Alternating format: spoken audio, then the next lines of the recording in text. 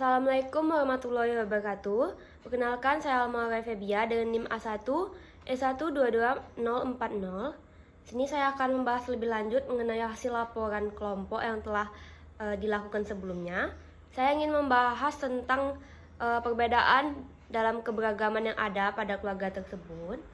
Nah, pada keluarga tersebut telah diajarkan dari kecil mengenai keberagaman yang ada dalam keluarga, seperti adanya perbedaan agama. Nah, dalam konteks itu keluarga saling menghargai satu sama lain dan tidak pernah menyinggung tentang adanya perbedaan. Bahkan sesekali mereka saling bertukar pendapat tentang agama masing-masing tanpa adanya perdebatan yang berkepanjangan. Nah, memahami bahwa perbedaan yang ada itu bukanlah suatu penghalang dan melainkan kekuatan dapat memperkuat ikatan antar anggota keluarga. Nah, bagaimana saja sih cara menghargai keberagaman yang ada di dalam keluarga? Nah, yang pertama, kita harus mengenali dan menerima perbedaan yang ada, menerima bahwa perbedaan adalah bagian normal dalam kehidupan dan dapat membantu menciptakan suasana yang lebih positif.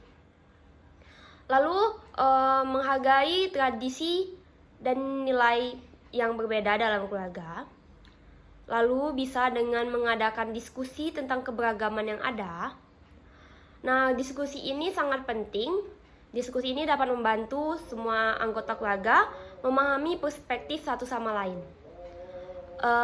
Lalu menonjolkan nilai positif dari keberagaman yang ada. Misalkan dari pandangan yang berbeda, keluarga dapat mendapatkan solusi yang lebih komprehensif untuk suatu masalah.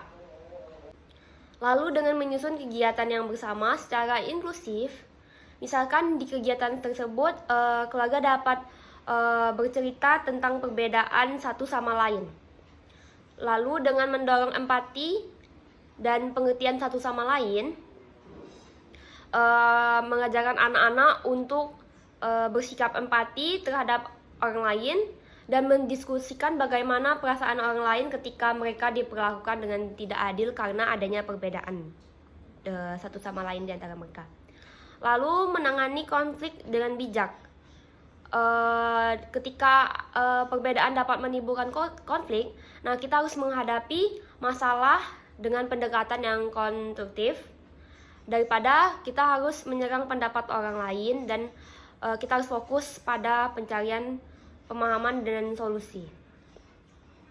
Nah, di keluarga tersebut tadi yang setelah kami wawancarai, mereka melakukan komunikasi terbuka.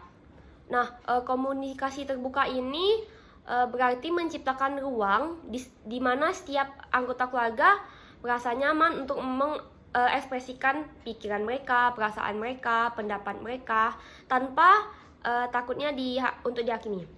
Ini sangat penting dalam keluarga yang beragam karena perbedaan latar belakang dan pengalaman serta pandangan yang dapat menimbulkan kesalahpahaman.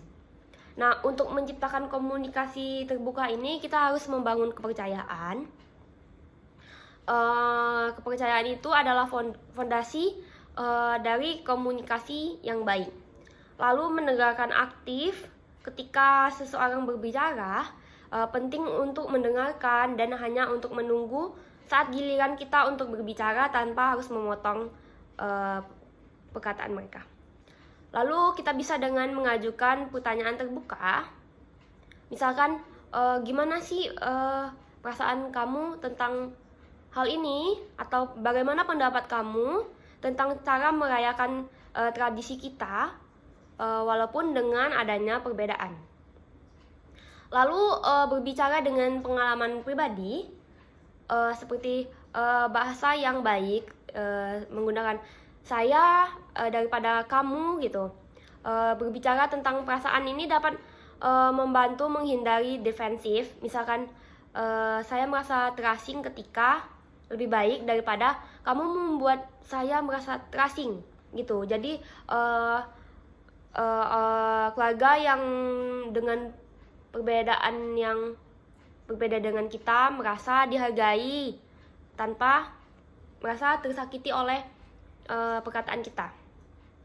dan mereka tidak merasa dibedakan. Lalu dengan membuat komunikasi yang baik tadi, kita harus menentukan waktu dan ruang yang tepat. Diskusi yang dilakukan secara santai seperti saat makan malam bisa lebih efektif. Lalu menghindarkan konfrontasi negatif. Jika diskusi kita itu memanas, kita harus penting menjaga ketenangan. Lalu menciptakan rutinitas diskusi.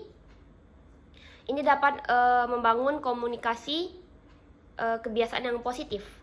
Lalu menjadi contoh yang baik. Anggota keluarga yang lebih tua dapat memimpin keluarga dalam berkomunikasi terbuka, menunjukkan kerentanan dan keterbukaan, dan menginspirasi yang lain untuk melakukan hal yang sama. Nah, intinya komunikasi dan penghargaan dalam keluarga ini sangat penting dalam mengelola keberagaman yang ada di dalam keluarga. Dengan menciptakan lingkungan yang mendukung, semua anggota keluarga dapat merasa dihargai dan didengarkan, yang pada gilirannya memperkuat hubungan dan mengurangi potensi konflik. Baik, itu saja penjelasan dari saya. Mohon maaf jika saya ada kesalahan kata. Sekian dari saya. Wassalamualaikum warahmatullahi wabarakatuh.